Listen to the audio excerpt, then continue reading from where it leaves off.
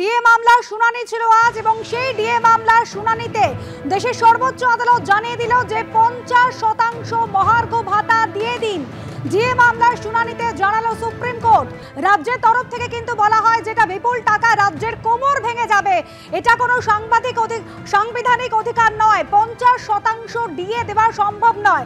রাজ্যের তরফ থেকে যখন জানানো হয় তখন প্রাথমিক পর্যবেক্ষণে বিচারপতি জানিয়েছেন যে 25% ডিএ দিয়ে দিন।